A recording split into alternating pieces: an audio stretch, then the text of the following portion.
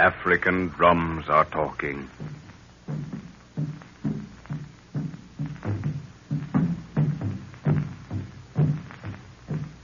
The symphony of the jungle night plays on.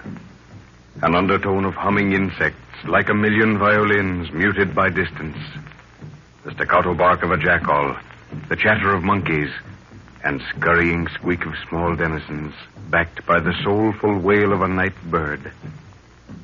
Furtive, unseen voices of the jungle. The bullfrog booms his incessant message. The darkness is peopled with invisible movement. Suddenly the earth vibrates to the roar of a lion. A blank, dead silence follows. The baton is held poised. Not an instrument speaks. Every creature holds its breath. The world listens. Then one by one, as if guided by the hand of a master, each instrument is brought again into the weird symphony of a jungle night. This is Africa.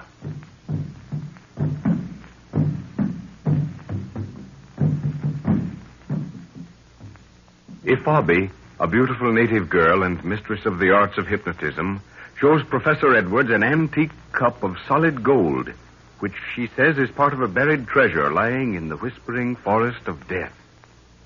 Ifabi urges him to start for the forest immediately, and after a week's travel, the professor and his party, together with Ifabi, leaving the moonlit plain over which they have just passed, enter the whispering forest of death.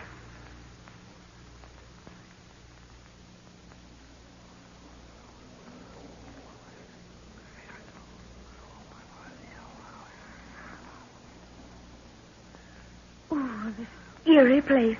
I can swear there are voices coming from all around it. Can't you hear them, Father? I know what you mean, Lorna, yes. But you mustn't think of it that way. No matter what the natives say, we know it's the wind through those tall trees overhead. But what causes it, sir? We've been in forests before and not heard that peculiar voice-like effect. Well, I don't think I can give you an explanation, but why think of it? No wonder the natives won't come near the place. Even the vegetation looks too green. And those patches of red flowers we saw as we came in. Oh, they looked like splashes of blood. They are called, in your tongue, the flowers of the dead. Well, that's a comforting name for a place like this. I thought you said nothing lived in here, Bobby. Plenty of jungle noises about. It is in the heart of the forest that the breath of sleep comes to all. Oh, I'm very tired, Father. Do we have to go much farther before making camp? No, Lorna, we don't have to, but I was hoping we'd come across the stream before camping for the night. But I guess Jack and I can go on a forage and fill the bottles. And Guru, you stay here and make camp. Aye, buona. Come on, Jack. I'd like to get this job done. We've allowed the water supply to get too low. Don't be long, Jack. Okay, Lorna. Do you think there's water ahead, sir? Well, there should be from the lay of the ground. Stand still and listen.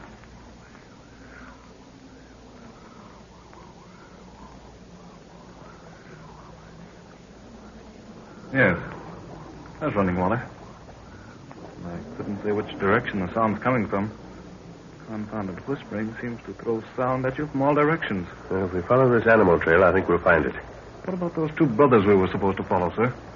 Bobby seems to have forgotten all about them. We certainly haven't been keeping on any given trail for days. Well, I think that was just an excuse to get us out of the village as quickly as possible. As it was, we only just managed to get out. I've no doubt whatever that Malini's death came from knowing too much of Ifabi's intentions. But the keepers of the treasure, was that just a story to back up her claim? No, I don't think so. We did follow the trail of two men at the start. No doubt they were what Ifabi claimed them to be. But she intended them to get as far ahead of us and do their job and leave the forest before we entered. That young lady has been in this place before. Why, what makes you think that, sir? Well, she knows too much about it. She was very definite about us entering at night. And she watched for a whole day from that plateau before she was satisfied we could come in tonight. Waiting for the two brothers to leave, eh? I think so. She wouldn't allow us to light a fire all day yesterday.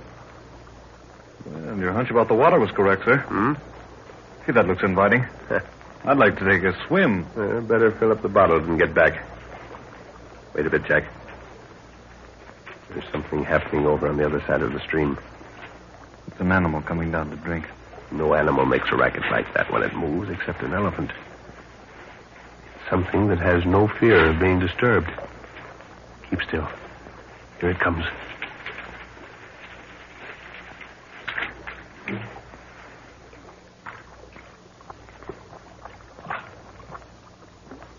Good Lord, sir. What is it? I don't know. Don't move for your life, Jack. I've never seen anything like it. Looks like a huge gorilla, but it isn't.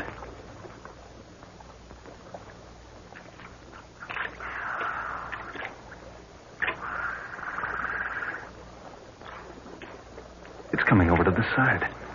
Better shoot, sir. No. The thing looks half human. Keep still. It might pass us.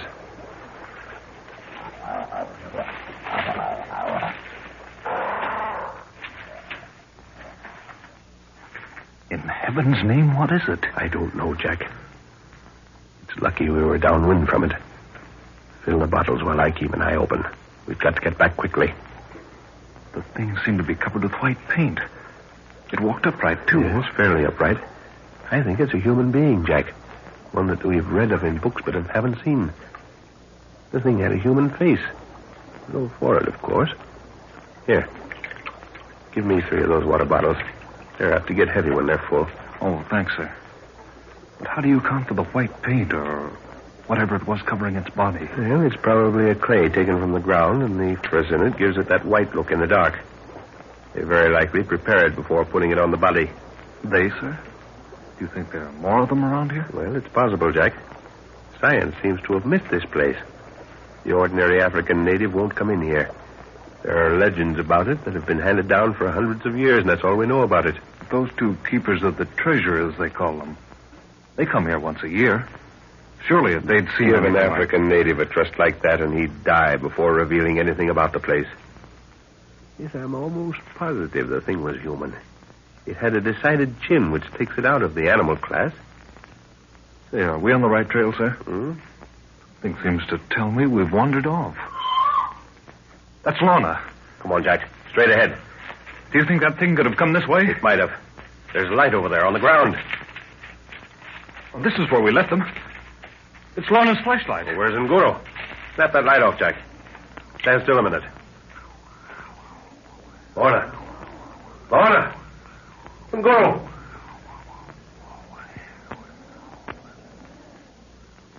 Are there any tracks around that we can follow? Put that light on again. We'll look. Good heavens, sir. That thing's been here. Look. Yes, I see. It leads this way. Come on. No need for the light. It's left a trail like an elephant. But it couldn't take the 3 of them. The 2 women, perhaps, but Nguru. I can't understand. Nguru's tracks led off to the side. But he wouldn't leave Lorna if the whole army came along. I know. That's what puzzles me. It's a human being we're following, Jack. Of that I'm certain. And I've never known Nguru to run from a devil, let alone a man. Here's a clearing, sir. Which way do we go? Put that light down here. This damp earth will show us. Look. There's its mark. Heading across the clearing. Keep in a straight line. We'll pick it up where it enters the bush. Well, there are no tracks left by Lorna or Bobby. No, they're both being carried. Oh, there's where it went in. Wana. Nguru, where are you? Nguru Trakam Nayana Muto. Here, Buana, come. Nguru, wait. Where's Lorna? What's happened? Nguru, go for long grass for Missy bed. Here, Missy calls. Trakam Nayana Muto. He knows no more than we do, Jack. Less, in fact. He hasn't even seen it. Why do you call him Gorilla Man, Nguru? Track him, say man. Say Nayana. Well, that's as good a description as any. Trail him, Nguru, and trail him fast. Aye, Buana. Nguru was gathering grass for Lorna's bed when the Gorilla Man, as he calls it, came upon the women. Must have seen him or heard him, which means that those things can move silently if they want to. Well, if it saw Nguru, why didn't it attack him? Well, it probably saw the girls first, and don't think of it, Jack. There's an end to this trail somewhere. We may have to give some more people their first introduction to gunfire. The ground breaks away in front, sir. Nguru's going downhill. He's come to the end of the underbrush. It's going to be a little more difficult to follow. This must be the edge of the forest. Trees stop down there. Hey, look. There's water ahead. I can see the moonlight on it. There must be a lake. Well, what is it, Nguru? Ilindi Buana. Him Nayana man hut. Keep back in the trees, Jack. And Guru says there's a hut out there. Let's take a look. Careful. Great Scott. Do you see what it is, Jack? The lake is dotted with huts raised out of the water. They're standing on platforms supported by piles. Lake dwellers, Jack. It's a perfect village of lake dwellers. See the bridge that leads out to each one, huh? Yes. And the fires at the end of the platforms. You can see the people sitting around some of the fires. Man, this is marvelous. Lorna, sir. Oh, good Lord, yes. Oh, I'm sorry, Jack. I guess I was... Well, do you see any extra movement on any one of those platforms? No, sir. They all look alike to me. Well, I guess if there's any excitement, it's died down by now. But we can't stand here kicking our heels. We've got to do something. Steady, Jack. We can't rush things. If we're going to get them out alive, we've got to do things quietly. Any trail in front of them, Guru? No track, Bwana. We come no good too quick. Why, were we following the wrong trail? Well, we can't have been. It led straight here. Possibly one made earlier in the day. Keep calm, Jack. That man wasn't 5 minutes ahead of us. From the look of the sky, no cloud has passed across the moon for some time. But there'll be one in a moment. See? Now keep your eyes on the edge of the forest down that side. When Guru and I watch this way. If you see anything moving, let us know. All right, sir. I hope you're right. But wouldn't Lorna keep calling out and hope that we'd hear her? She's probably fainted and knows nothing of what's going on. If Bobby wouldn't call out to please Satan. Now keep your eyes open. There goes the cloud over the moon.